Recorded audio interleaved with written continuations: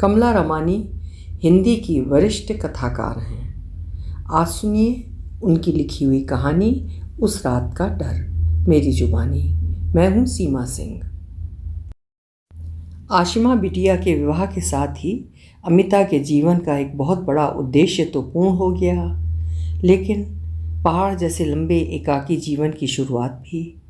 भविष्य की चिंता ने उसके मन का चैन चुरा लिया था और विचारों ने अतिक्रमण करके अपना जाल बिछा दिया था। उसे अब जीने की कोई राह नहीं सूझ रही थी। एकाकीपन और अतीत का आपस में बहुत गहरा रिश्ता होता है। एकाकीपन कभी अकेला रहना पसंद नहीं करता, झट से अपने मित्र अतीत को संदेश पहुंचा देता है।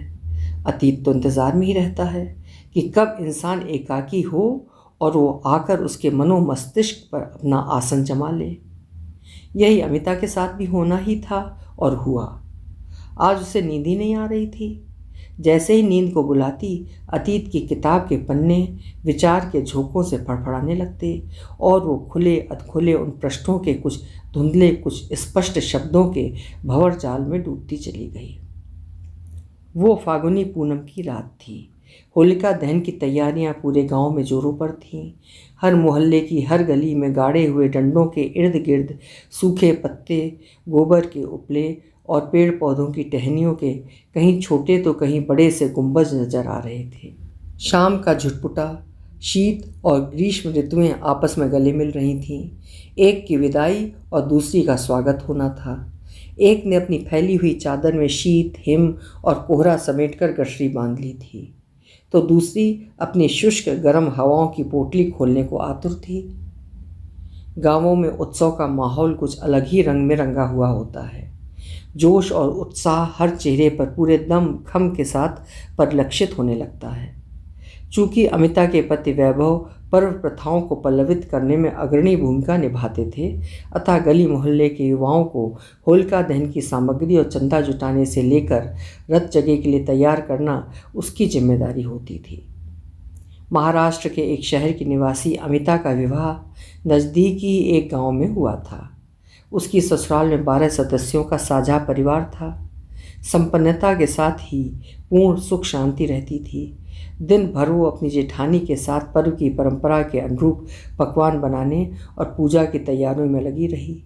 वैभव अपनी 10 वर्षीय बेटी आशिमा के लिए रंग गुलाल और पिचकारी लेके साथ ही सुंदर सफ़ेद रंग का लहंगा चोली ले आया था। शाम गहराते ही घर के सभी सदस्य बाहर के दालान में होलिका दहन के नज़ारों को नज़रों में उतारने के लिए एकत्रित हो गए। गीत संगीत, पकवानों का भोग और पूजन चलता रहा। फिर मुहूर्त देखकर देर रात होली में आग लगा दी गई। सब लोग आसपास ही बिखर गए। अचानक वैभव का एक मित्र, जो हमेशा शुभ कार्यों में उसके साथ रहा करता था, अपनी मोटरसाइकिल से तेजी से गली में आता दिखाई दिया। सब इधर उधर होकर जगह बनाने लगे, लेकिन ये क्या? जो ही मुस्कुराते हुए वैभव ने उधर दृष्टि फेरी, मित्र का ध्यान चूक गया और गाड़ी ने सीधे उसे जोर से टक्कर मार दी। वैभव उछलकर एक तरफ लुढ़क गया। मित्र भी बचाव के चक्कर में गाड़ी सहित गली में ही दूर तक रगड़ खाता हुआ चला गया। घटना स्थल पर कोहराम मच गया। आनन फानन दोनों को एम्बुलेंस बुलाकर अस्पताल पहुंचाया गया, लेकिन अत्यधिक रक्तस्राव के कारण आधी रात तक दोनों मित्रों ने दम तोड़ दिया। घर में रोना पीटना शुरू हो गया। अमिता को तो जैसे लकवा मार गया था। सदमे से बेहोश होकर वहीं गिर पड़ी। पूनम की वो रात उसके लिए अमावस में बदल चुकी थी। काफ़ी समय बाद वो सामान्य स्थिति में आई तो उसके सामने अपने साथ ही बेटी का भविष्य भी एक सवाल बनकर खड़ा हो गया था। ससुराल में कोई कमी न थी, लेकिन वो जीविका के लिए किसी पर निर्भर नहीं रहना चाहती थी। अतः बहुत सोच विचार के बाद उसने माँ पिता के पास शहर जाकर रहने का निर्णय लिया। उसकी कच्ची उम्र को देखते हुए किसी ने उसका विरोध नहीं किया। मायके का घर बड़ा था। वहाँ बड़े भाई ने उसके लिए एक हिस्सा खाली करके गृहस्थी के साधन जुटा दिए। वो पढ़ी लिखी तो थी ही। थोड़े से प्रयास के बाद ही उसकी एक प्राइवेट स्कूल में शिक्षिका के पद पर नियुक्ति हो गई। बेटी का दाखिला भी उसने एक अच्छे स्कूल में करवा दिया। उसकी दूसरी शादी के भी अनेक प्रस्ताव आए, लेकिन अमृता ने मातृत्व पर अपनी इच्छाओं को हावी न होने दिया। इस तरह समय चक्र चलता रहा। आशिमा ने ग्रेजुएशन पूरा करके जॉब के लिए आवेदन कर दिया था। शीघ्र ही उसकी नौकरी मुंबई की एक अच्छी कंपनी में लग गई। अमिता का ससुराल में भी आना जाना लगा रहता था। वहाँ अब जेठ जिठानी का ही परिवार रह गया था। ननदों की शादियाँ हो चुकी थीं। उसके सास ससुर एक एक करके इहलोक वासी हो चुके थे। वे अपनी आधी संपत्ति अमिता के नाम कर गए थे। अमिता आशिमा को मुंबई अकेले नहीं भेजना चाहती थी और ना खुद ही उसके बिना रह सकती थी। अतः उसने वहीं शिफ्ट होने का मन बनाकर अपने हिस्से की संपत्ति से छोटा सा एक कमरे का फ्लैट खरीद लिया। माँ बेटी के लिए काफ़ी था।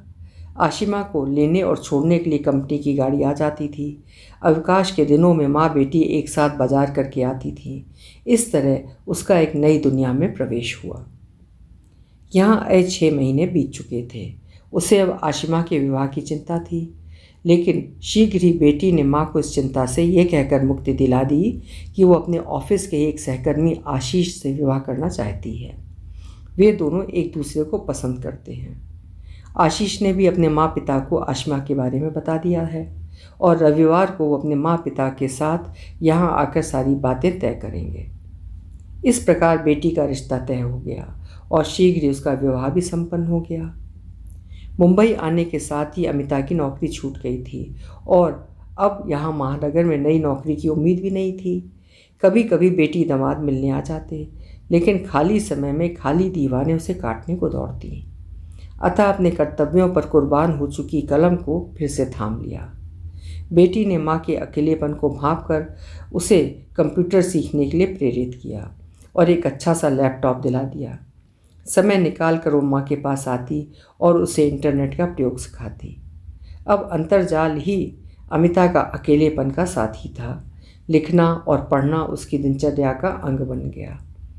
कुछ ही दिनों में आशिमा ने माँ को इंटरनेट का प्रयोग भली भांति सिखा दिया था। फिर उसे फेसबुक पर जोड़ दिया।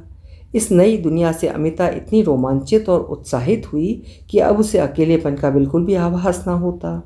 वो अपनी कविताओं को फेसबुक पर साझा करने लगी। शीघ्र ही लोग उसका लेखन पसंद करने लगे और लगातार उसके मित्र बनते गए।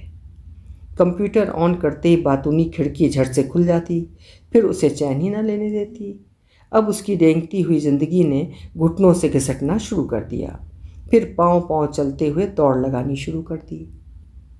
धीरे धीरे उसे गोष्ठियों में आने के लिए आमंत्रित किया जाने लगा, लेकिन उसे कोई वाहन चलाना नहीं आता था और सीखने में अब रुचि भी नहीं रह गई थी।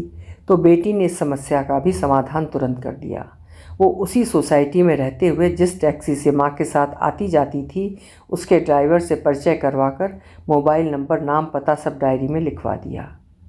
65 वर्षीय ड्राइवर मोहन लाल वर्मा, जिसे आशिमा दादा कहा करती थी, एक निहायत नेक और संभ्रांत इंसान थे।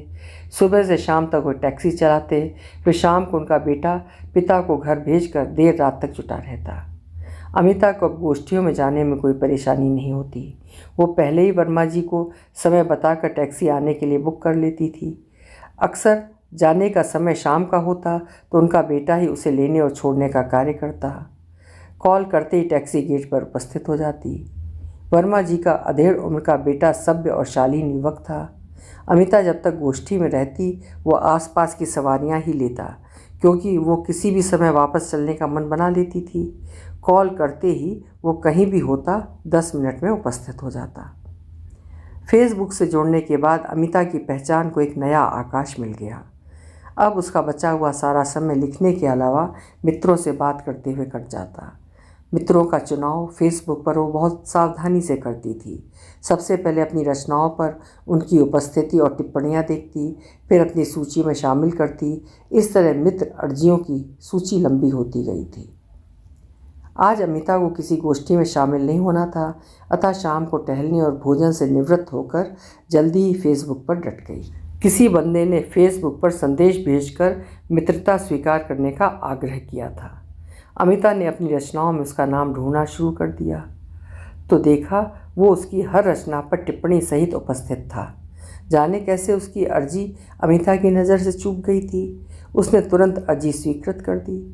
उसकी प्रोफाइल पर परिचय में नाम कुमार मयंक, निवासी मुंबई और जन्म तिथि के अलावा कुछ नहीं था। स्वीकृति मिलते ही चैट की खिड़की अविलंब खुल गई और नमस्कार के साथ वार्ता शुरू हो गई। अमिता जी, आपकी कविताएं शानदार होती हैं। सराहना के लिए बहुत धन्यवाद। मैं अक्सर आपको गोष्ठियों में सुनता रहता हूँ। अच्छा, लेकिन आपसे कभी मुलाकात तो नहीं हुई? जी, बस मौके के इंतज़ार में था। फिर तो नित्य बातों का सिलसिला चल निकला। अमिता का समय अब एक अच्छा मित्र और प्रशंसक मिल जाने से अच्छी तरह व्यतीत होने लगा। मन पटल पर अंकित शून्य का वृत्त क्रमशः छोटा होते होते एक बिंदु में परिवर्तित हो गया था। उसको समझ में नहीं आ रहा था कि वो क्यों इस तरह चुंबक की भांति मयंक की ओर आकर्षित होती जा रही है। जन्म तिथि के अनुसार उसकी आयु 45-50 के बीच की है। बाल बच्चेदार होगा, उससे दूरी बनाना ही बेहतर है। सोच कर उसने बातचीत का सिलसिला कुछ कम कर दिया। अचानक एक दिन चैट पर बातों बातों में मयंक बोला, अमिता जी बुरा न माने तो एक बात पूछूं? कहिए। पहले वादा कीजिए कि आप बुरा नहीं मानेंगी। नहीं बाबा, आप जैसे नेक मित्र की बातों का क्या बुरा मानना। मैं आपके बारे में विस्तार से जानना चाहता हूँ। अमिता मौन हो गई। कुछ देर उत्तर न पाकर मयंक ने कहा, कोई बात नहीं, आप बताना ना चाहें तो। नहीं, ऐसी बात नहीं है। दरअसल यहाँ बेटी दामाद के साथ रहती हूँ। अमिता ने अकेले रहने की बात बताना उचित न समझकर कहा। पति की एक दुर्घटना में मृत्यु हो चुकी है। मेरी एक ही बेटी है। लेकिन आप ये क्यों जानना चाहते हैं? देखिए, मैंने आपको हमेशा अकेले ही गोष्ठियों में आते जाते देखा है, इसलिए पूछ लिया। अमिता जी, मैं आपको चाहने लगा हूँ, आपसे शादी करना चाहता हूँ। मेरी पत्नी की 8 साल पहले उसकी पहली डिलीवरी में ही बच्चे को जन्म देते समय मृत्यु हो गई। बच्चे को भी नहीं बचाया जा सका। मैं अपने माता पिता के साथ ही रहता हूँ, एक प्राइवेट कंपनी में सेवारत हूँ।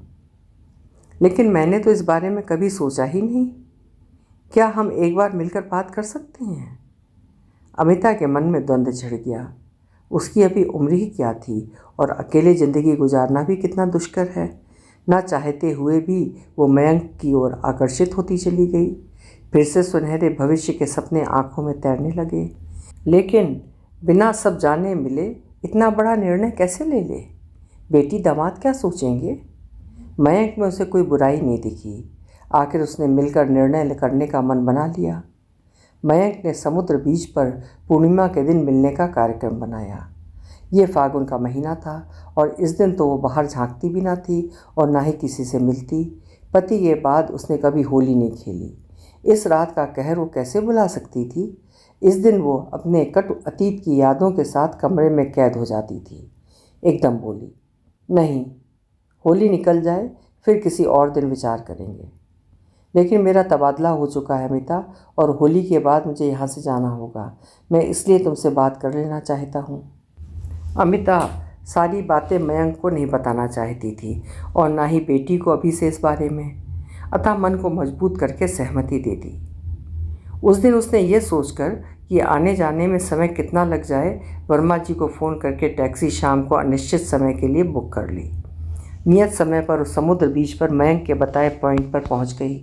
उसने मयंक को अपने पहुंचने की सूचना देने के लिए कॉल करना चाहा, लेकिन उसका मोबाइल ऑफ होने का संकेत आ रहा था। उसने ड्राइवर को हिदायत दी कि टैक्सी पार्क करके वो आसपास ही रहे। खुद वहीं टहलने लगी। कुछ देर में मयंक ने फ़ोन पर बताया कि उसे ट्रैफिक के कारण घर पहुंचने में देर हो गई है और वहां आने में 1 घंटा और लग जाएगा। अमिता के मन में चांदनी रात का डर बुरी तरह समाया हुआ था।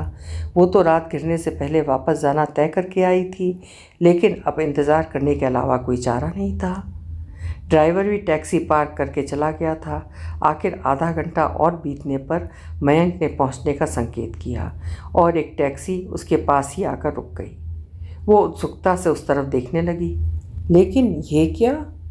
टैक्सी से उसके बेटी दामाद उतरते नजर आए। अमिता को तो काटो खून नहीं। हक्की बक्की होकर ताकने लगी, फिर कुछ संभल कर बोली, अरे आप लोग इधर? हाँ माँ, हमें कुमार मयंक उर्फ आपके ड्राइवर मयंक वर्मा ने ही बुलाया है। विस्मित सी अमिता ने देखा, ड्राइवर मुस्कुराते हुए वहीं चला रहा था। अमिता के जहन में बीते दिनों के सारे घटनाक्रम की कड़ियों ने जुड़कर एक जंजीर का आकार ले लिया था। तभी आशमा कहती गई, माँ, मयंक अंकल ने हमें कुछ दिन पहले ही सब कुछ बता दिया था कि आप दोनों एक दूसरे को चाहते हैं और उनको आपसे शादी करने के लिए हमारी इजाज़त चाहिए। मिलने के लिए आज का दिन मैंने ही तय किया था ताकि आपके मन से इस रात का डर हमेशा के लिए निकल जाए। मेरी प्यारी माँ, सृष्टि के नियम अटल हैं। जीवन, मृत्यु, दुख, सुख, मिलना, बिछुड़ना सब पूर्व नियोजित है। हर रात के बाद सुबह अवश्य आती है और हर अमावस के बाद पूनम का आना भी तय है। आप दोनों को नया जीवन शुरू करने के लिए हमारी अनंत शुभकामनाएं। कहते हुए आशिमा अपने बैग से गुलाल की डिबिया निकाल कर बोली, माँ, ये वही डिबिया है जो पिताजी ने उस होलिका दहन के दिन मुझे आपको मलने के लिए दिलाई थी। आपको गीले रंगों से एलर्जी थी ना, उसके बाद आपने कभी होली खेली ही नहीं और मैंने भी मन ही मन प्रण कर लिया था कि आपको गुलाल मले बिना कभी होली नहीं खेलूँगी। माँ, मेरी ससुराल में पहली होली है और मैं बरसों बाद आपको गुलाल मलने के बाद ही अपने पति के साथ होली खेलूँगी। कहते हुए सबसे पहले आशिमा ने, फिर दामाद ने और अंत में मयंक ने बारी बारी अमिता के गालों पर गुलाल मला और उसके लाज से लाल हुए चेहरे को गुलाल ने अपने आवरण में छिपा लिया। अभी आप सुन रहे थे कल्पना रमानी जी की लिखी हुई कहानी उस रात का डर। आशा है कहानी आपको अच्छी लगी होगी। कल फिर मिलेंगे। आपका समय शुभ हो।